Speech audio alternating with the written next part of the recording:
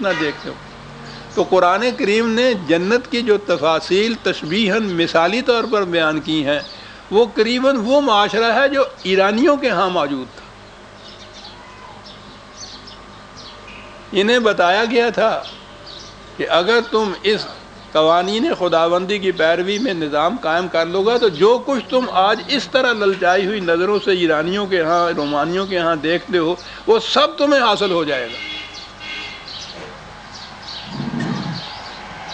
ان ایرانیوں کے ہاں کیا کیا چیزیں تھیں، اس کی تفصیل تو وہ ایران کی ہسٹری پڑھنے سے پتہ چلتا ہے۔ براؤن کی ہسٹری اگر دیکھ لی جائے اور نہیں تو بڑی تفصیل سے ہسٹریز اس کی موجود ہیں، پورا معاشرے کا نقشہ سامنے آ جاتا ہے۔ اس کو دیکھا جائے تو پھر سمجھ میں بات آتی ہے کہ قرآن جو کہہ رہا ہے ان سے، مثالی طور پر جس جنت کا ذکر کر رہا ہے، وہ ایران کا ہی معاشرہ نظر آتا ہے۔ یعنی وہاں کی آسائشیں، وہاں کی شادابیاں جو میں کہہ رہا ہوں، وہاں کی برائیاں نہیں، نظام ہو وہ جو قرآن نے قائم کیا ہے، اور اس کے اندر وہاں نما اور آسائشیں اور مسرتیں وہ ہوں جو ایرانیوں کو میسر ہیں۔ یہ ہے انداز قرآن کا جو جنت کا ذکر اس نے کیا ہے، یہاں اسی شکل کے اندر جو ان کے صحیح معنی ہیں، آخرت میں مثالی طور پر۔ ایران کی کیفیت کیا تھی، چند الفاظ میں آپ کو بتاتا ہوں۔ میں نے شاہکار رسالت میں جہاں مدائن کی فتح کا ذکر کیا ہے، عجیب و غریب وہ واقعات ہیں، عجیب عزیزان من، وہ تو ہسٹری میں پڑھنے کے قابل ہیں۔ مدائن کی کو فتح کیا، ان عربوں نے فتح کیا، وہاں سے کیفیت یہ کہ شہنشاہ ان کے ہاں کا یزدگرد، وہ اس کے بعد بھاگ گیا، بھاگا پھرتا تھا۔ میں نے آپ کو بتایا ہے نا، کہیں پناہ نہیں اس کو ملی تھی، ایک پن چکی میں جا کے پناہ لی تھی اور وہاں پن چکی والے نے اس کو مار دیا تھا۔ ایران کی سلطنت کا شہنشاہ انجام یہ ہے۔ انہوں نے جب اس کو فتح کیا تو سب کچھ وہ چھوڑ کے بھاگ گئے تھے۔ ایک خط مال غنیمت جو تھی اس کا 5واں حصہ بھیجا جاتا تھا مرکز میں، حمص جسے کہتے ہیں۔ وہاں جو انہوں نے بھیجا ہے حضرت سعد نے، تو ایک خط لکھا تھا سعد۔ بہرحال جو چیزیں تھیں چند الفاظ میں سناتا ہوں آپ کو۔ یہ لوگ وہاں سے کسریٰ کا موتیوں کا ہار اور جواہرات سے مرصع تاج اور زرکار ریشمی ملبوسات لے کر آئے جن میں جواہرات ٹکے ہوئے تھے۔ کسریٰ کی زرہ اور تلواریں بھی جواہرات سے مرصب تھیں۔ جب اس مال غنیمت کا خمس مدینہ پہنچا ہے تو اہل مدینہ کی آنکھیں جو کچھ دیکھ رہی تھیں ان کا ذہن اس سے باور نہیں کرتا تھا۔ زندگی میں پہلی مرتبہ یہ کوئی دیکھا ہوگا انہوں نے۔ 60 مربع گز کا تو صرف ایک قالین تھا جس پر مملکت کا نقشہ بنا ہوا تھا۔ اس کی زمین سونے کی تھی، جا بجا موتیوں کی نہریں تھیں، کناروں پر چمنستان تھا جس پر منقوش درختوں کے تنے سونے کے، پتے ریشم کے اور پھل جواہرات کے تھے۔ حضرت سعد رضی اللہ تعالیٰ عنہ نے لکھا تھا کہ یہ تمام زر و جواہرات مسلمان سپاہیوں کے قبضے میں تھے اور ایسے مقامات سے ملے تھے جہاں انہیں کوئی دیکھنے والا نہیں تھا، لیکن ان میں سے کسی نے ایک سوئی بھی اپنے پاس نہیں رکھی، سب کچھ لا کر اپنے قائد کے سامنے ڈھیر کر دیے۔ اس وقت میں صرف یہ کہہ رہا ہوں کہ یہ ایک مال غنیمت کا جو حصہ تھا اس کی تفصیل جو ایک خط میں انہوں نے لکھی تھی وہ یہ تھی۔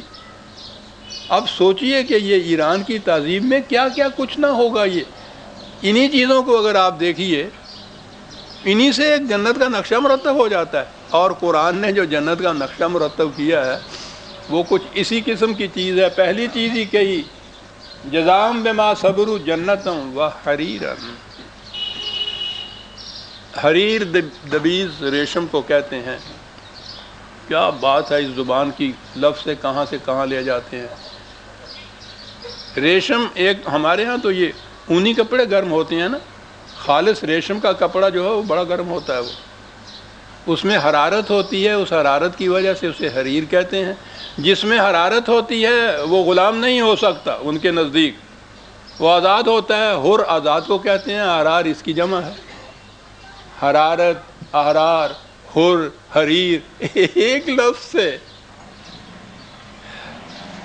آپ سوچ لیجئے کہ لغوی معنی میں اگر حریر جنت کے ساتھ حریر کے معنی جو تھے وہ ریشم کا ملبوس تھا، تو وہ جو اس کی معنویت کیفیت تھی، اس میں حرارت تھی زندگی کی، روح کے مردہ نہیں تھی، اس حرارت میں آزادی تھی۔ کیونکہ پہلے کہہ دیا ہے کہ جہنم کی زندگی میں سلاسل و اغلالم و سعیرہ پہلے آ چکا ہے نا، معقومیت تھی، زنجیریں تھیں، ہتھکڑیاں تھیں، بیڑیاں تھیں۔ اس کے مقابل میں جنت کا پہلا ہی لفظ حریرن بیان کر دیا، آزادیاں، حرارتیں، زندگی اور ریشم کے ملبوسات۔ ایک ایک لفظ میں آپ دیکھیے دونوں دنیایں مضمر نظر آتی ہیں قرآن کی، یہ کیفیت تھی۔ اور متکئین فیہا علی ارائک، یہ جن کے امیر المومنین کی کیفیت یہ تھی کہ وہ آئے تھے ان کے ہاں کے سفیر دیکھنے کے لیے، روم کے آئے تھے کہ معلوم کریں ان کا بادشاہ جو ہے کس حیثیت سے رہتا ہے۔ وہ ڈھونڈ رہا تھا، اس کو مل ہی نہیں رہا تھا۔ کسی نے کہا کہ آؤ تمہیں بتائیں۔ وہ دیکھا تو حضرت عمر باہر ریت پہ کنکریاں تھی کچھ، ان پہ اپنا ہی وہ چوگا جو تھا اس کو سراہنے رکھا ہوا تھا، گرمی میں سورج کی روشنی میں وہاں سو رہے تھے۔ انہوں نے کہا یہ ہے ہمارا امیر المومنین۔ یہ جو تھے ان کو کہا متکئین علی فیہا علی الارائک، کے تختوں کے اوپر بیٹھے ہوئے ہیں۔ یہ سب تقابل دیکھتے چلے جائیے نا۔ اب پھر عرب کی سرزمین، گرمی آئی تو اتنی سخت گرمی وہاں کی سوچیے ہی نہیں صاحب، وہاں کی گرمی جو ہے۔ پھر سردی آئی تو اتنی سخت سردی۔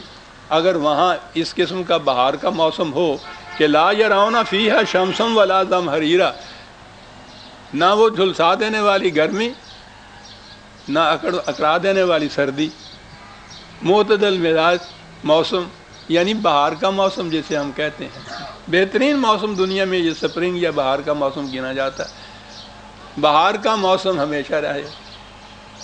وَدَانِيَةً عَلَيْهِمْ ظِلَالُهَا، ان کے ہاں درخت ہوتے تھے تو وہ کھجور کے درخت نیچے سے اوپر تک تنا ہی تنا چلا جاتا ہے، اور تنا میں ایک پتا بھی نہیں ہوتا، اوپر جا کے چند شاخیں ہوتی ہیں صرف۔